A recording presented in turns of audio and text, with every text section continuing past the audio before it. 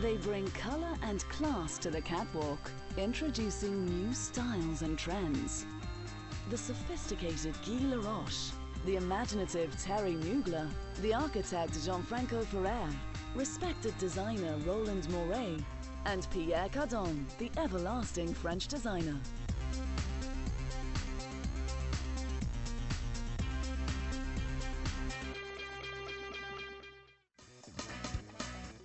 With skillful tailoring, quality and sophisticated designs, the image of French house Guy Laroche will forever remain timeless. Founded by Laroche in the 1950s, he began his fashion career a few years earlier with no experience, but started with styling and millinery in New York, to be followed on by work in fashion and merchandising. He returned to Paris and worked for Jean Desses, a world-leading fashion designer of the 1940s, 50s and 60s. By 1956, Laroche had opened his own couture house and showed his first collection, which was well received. He revealed designs that would influence women and manufacturers all over the world, with emphasis on elegance and refinement. 1964, he presented his autumn-winter collection in Paris and was regarded as one of the top members of the couture syndicate. Distinctive features were kneecap hemlines and low, loose waistlines, and breaking the current trends, he substituted gaiters and leggings for fancy woolen stockings. He showed checked fabrics and tweed, and hats of different styles made out of mink, beaver and sable, and delicate decorative work in beads and stones were also a main characteristic. In 1989, the legendary designer passed, and the fashion house has since used a number of designers to keep up its timeless image.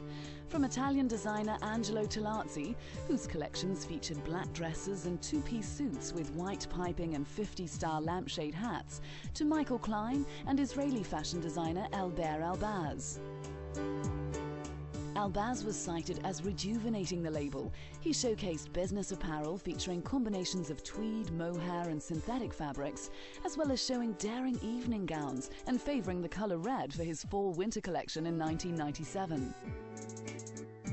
However, in 1998, Elbaz showed his last spring-summer ready-to-wear collection for Laroche before leaving to pursue other options. Taking Guy Laroche to the top of chic and elegance, he showed the best collection of spring-summer for that season, with full skirts, sleeveless tops and plunging V-necks. Giant roses were etched onto rounded glimmering dresses, while a silk flower came to adorn a neckline or a rolled shoulder strap. Suits in quietly glimmering heavy silk were perfect and smart, with poplin shirts in vanilla. The evening wear was just as quiet and graceful, slip dresses dripping with deep plum or orange sequins, and suits in silver grey or Bordeaux taffeta. French designer Letitia Hecht held the position of creative director for a couple of years, and in 2003 sent out an autumn-winter ready-to-wear collection, which, inspired by women travelling in the Hungarian plains and the Carpathian forests, had a blast of bright colours, presenting men's woolens, jackets, oversized trousers and voluminous dresses. In 2007, the Guy Laroche collection, designed by Damien Yee, was a celebration of 50 years of the fashion house. Silk jersey dresses and skirts were paired with fitted sweaters and oversized cardigans, while Grecian-style cocktail dresses and gowns had dramatic feathered necklines. It was a glamorous, opulent collection in silk, cashmere, lace and fox fur, with colours black, grey, cream and shades of purple ranging from pale lilac to deep plum. To this day, Guy Laroche clothing is favoured by actresses and socialites from around the world. Best Oscar actress Hilary Swank looked $1 million in the long-sleeved backless midnight blue Guy Laroche gown, as did Kristen Davis at the London premiere of Sex and the City, wearing a vintage red chiffon gown. Eva Longoria also attended her film premiere in a chocolate brown satin Laroche gown. The Guy Laroche brand is now seen all across the world, and even with the label having a number of different designers over the last decade, they've always stayed true to the Laroche values of elegant, modern and refined fashion that will last forever.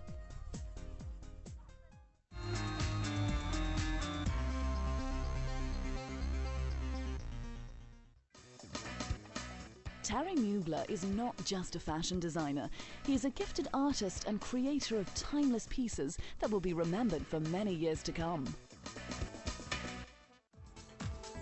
Born in Strasbourg, France, Mugler is the genius behind the label of the same name. Studying as a designer and creating clothing for friends at the same time, he received his first job in Paris as a window dresser, and by 1975 had established his own label for women, which was followed by men's clothing a few years later. His work over the years has had quite a unique style, with wide shoulders and shoulder pads, tiny waists and solid in-your-face colours. He would exaggerate collars and gained influences from insects and people of film noir.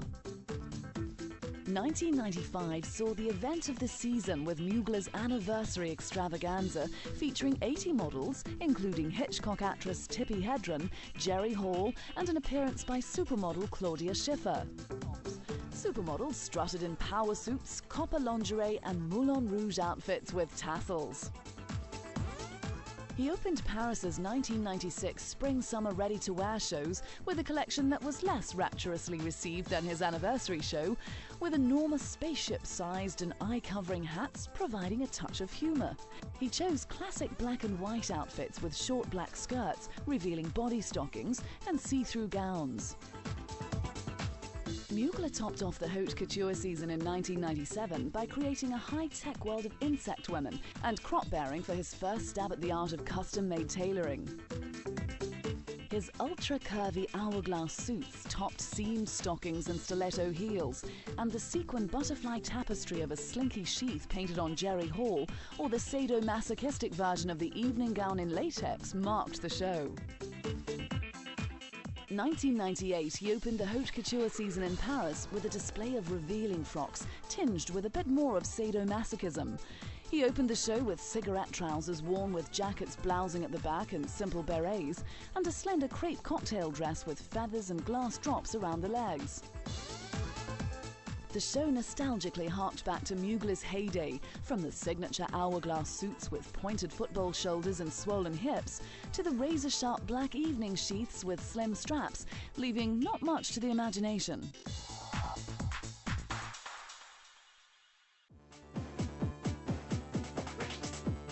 His 1999 haute couture collection, made of devastatingly feminine evening gowns, exuded glamour and wealth.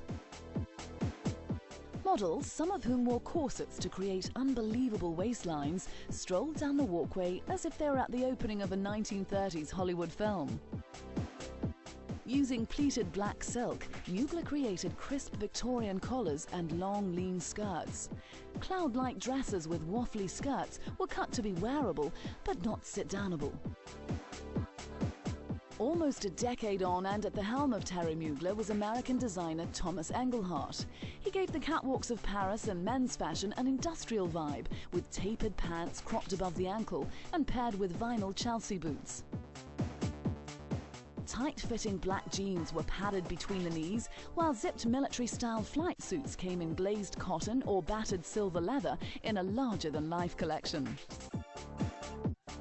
The Terry Mugler look has now become popular with celebrity A-listers, such as musician Ashanti, who was recently seen wearing a white vintage Terry Mugler dress. And actress Naomi Watts hasn't only worn Mugler, she was even named the face of his fragrance Angel.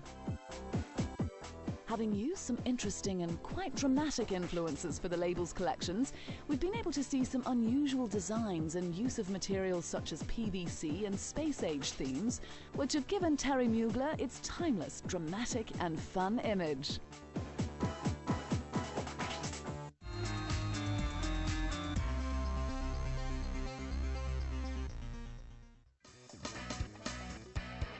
Founder of the Gianfranco Ferrer fashion house is the timeless designer known as the architect of fashion, Gianfranco Ferrer. The portly, bearded and bespectacled designer was known for his sharp, tailored women's suits and furs, and was big in Italian fashion standing. He wore trademark three-piece suits, a world away from the looks that were becoming popular.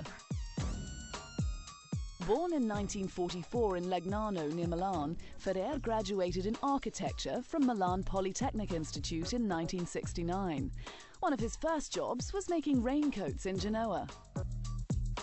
He launched his first own-label women's wear line in 1978, and in the same year founded the Gianfranco Ferrer Company. In 1982, he sent his first menswear collection down the runway, and in 1986, he unfurled his couture line. 1989, he was employed as artistic director of one of France's most prestigious fashion houses, Christian Dior, at the request of owner Bernard Arnault. He left after 7 years with the Spring 1997 collection as his last for the French label. With a nose for the 18th century and a knack for drapery, Ferrer sent out an uneven but beautifully crafted collection for Christian Dior at Paris haute couture shows.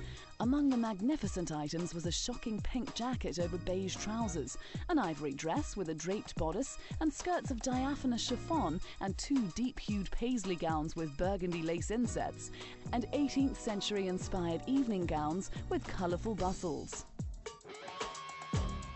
His own label, however, has more of a relaxed feel, with refined white shirts becoming the trademark of his brand. For the 1996 Autumn-Winter Fashion Show in New York, he showed off simple styles, clothing that represented a spirit of simplicity, of energy, of femininity, a way of life that makes people happy and energetic. His collection was not couture, but was designed to be ready to wear and widely affordable. Ferrer had a blessed career, winning copious awards throughout the years, including the Best Italian Designer and the most prestigious award in the world of French haute couture, the Golden Thimble.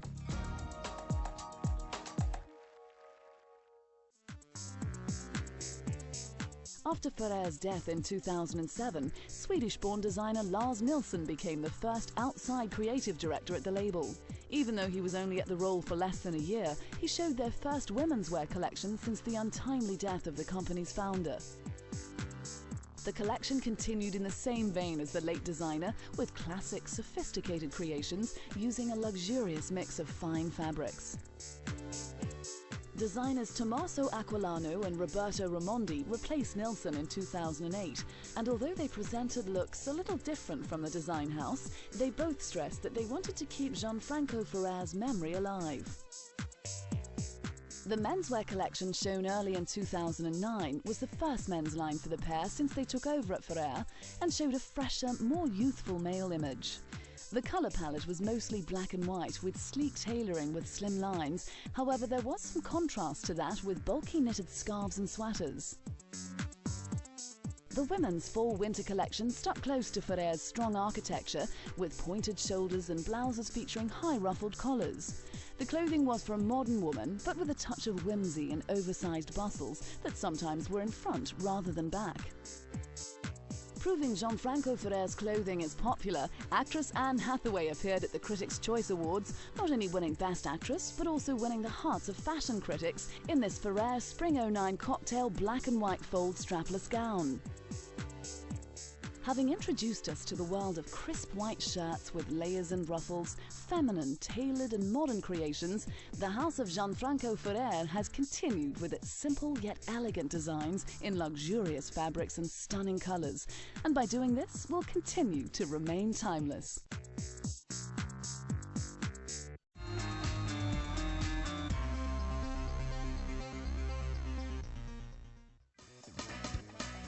Roland Mouret, the French fashion designer, has been impressing fashion crowds with his timeless, must-have dresses that have taken the world by storm. Having only trained for 3 months at a Paris fashion college in the late 1970s, Mouret left to begin his career designing clothing that was attractive and irresistible. And even though his skills weren't on par with other designers, he still knew how to create outfits that would be seen in the wardrobes of the rich and famous all across the world. The designer left Paris for London in the late 80s, and his first personal collection of just 15 pieces, cut in the couture tradition of complex draping direct on a mannequin, was shown at London Fashion Week in 1998. Now he has a fast-growing business built on effortless evening wear. He has also been part of a collection from a fashion collaboration called People Corporation with Italian designer Franco Penne. The show titled Beautiful People saw a design partnership which prided itself on its range of affordable street-style clothing, aiming to produce fun, funky and predominantly unisex ranges of clothes. By his own admission, Mouret is the grandfather of cutting edge. His earlier collections have featured everything from sheer lace tops and feminine dresses and skirts to flared pants matched with blouses and flowing sleeves. Colours ranged from beige, black and silver to dresses with rosette tassels in bright red, which were sure to stand out. Wanting to make great fashion, Mouret also knew how important it was to also create beautiful clothes. The influence based about the 60s, Carnaby Street, the punks, rebellious period. We're living in a weird time at the moment. It's my way to express it. Red was a strong colour for Mouret in 2003, but he also shared this with black, mixing the style of London's Carnaby Street in the 1960s with the punk feel of the late 1970s. Normally oozing sophistication with his evening dresses, his collections have shown a slight mixture of punk and seduction. He showed a seemingly fitting fall collection in 2004 with pieces that were very tailored and fitted. He mixed it up with the little black dress and beautiful cocktail dresses in a mixture of colours, from moody greys and earthy greens to shades of blue and black. Inverted pleats also gave the herringbone skirts a sexy twist.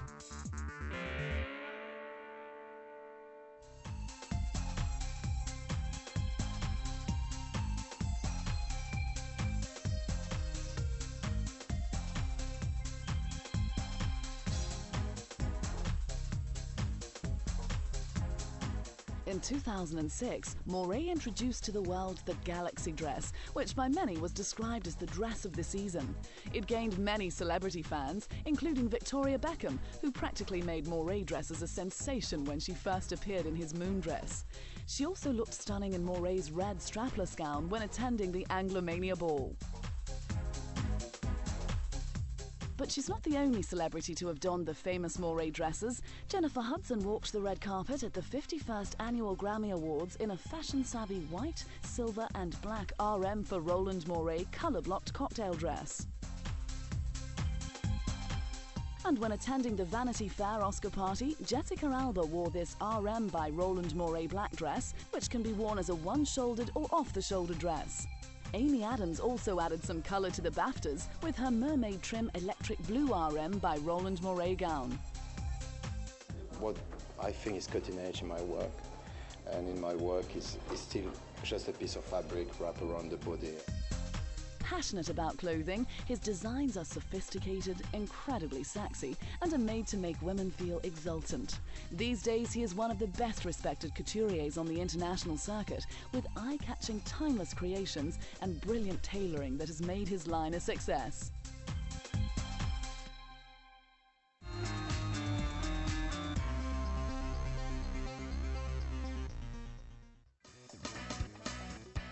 With everlasting creations, the success of French fashion designer Pierre Cardin has made him one of the living legends in the fashion industry. Born in Italy in the 1920s, Cardin moved to Paris in the 1940s, where he studied architecture.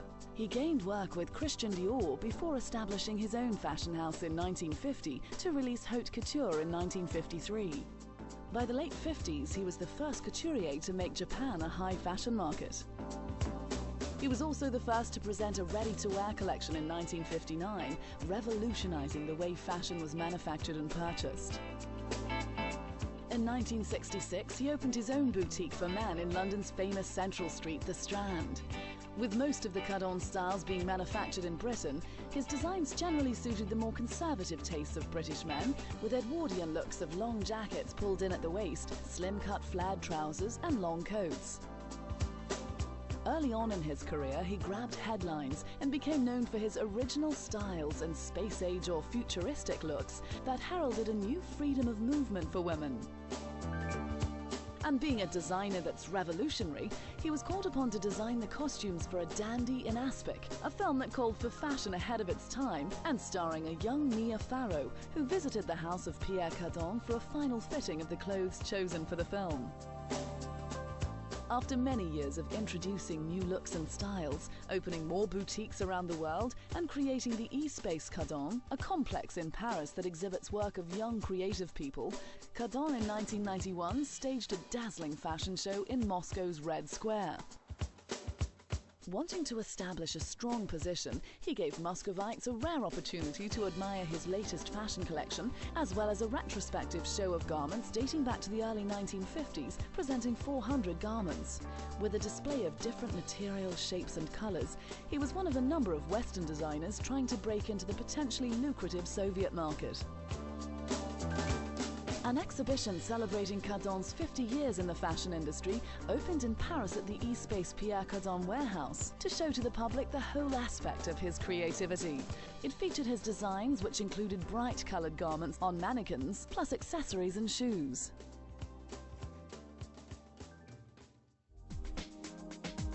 "1997 saw a collection by Sergio Altieri, who has worked with Cardin for many years. The collection for the 1998 spring-summer ready-to-wear featured feminine ruffles in pastel and primary colours and long, fluid and classic designs.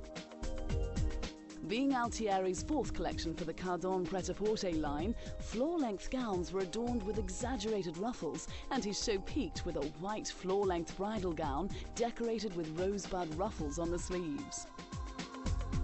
The fashion house presented a streamlined collection in 1998 with jackets and geometric neckwear for the men. Plastic was strongly in evidence, especially for jackets and trousers, and it was generally agreed that Cardin's designer Altieri had managed to maintain the Cardin tradition of an architectural structure in his menswear while adding modern touches with glistening fabrics and bright colours. Almost 10 years later and 6 decades into his career, Cardin gave away the traditional model-runway combination of showing his designs, opting for a showroom and still models for his 2006-2007 ready-to-wear collection. The showroom presentation was also the first men's ready-to-wear presentation in 10 years. Believing people get distracted by the beauty of models now, he wanted viewers to remember the clothes, which contained cutouts, circle-cut sleeves and snap fasteners made for a geometric silhouette with a retro feel. Pierre Cardin is now a roving ambassador for French style and is a man who has built an empire which has become famous worldwide. His fashions are experimental and with different shapes and motifs, and although some may not be realistic and functional in everyday life, they are, however, timeless.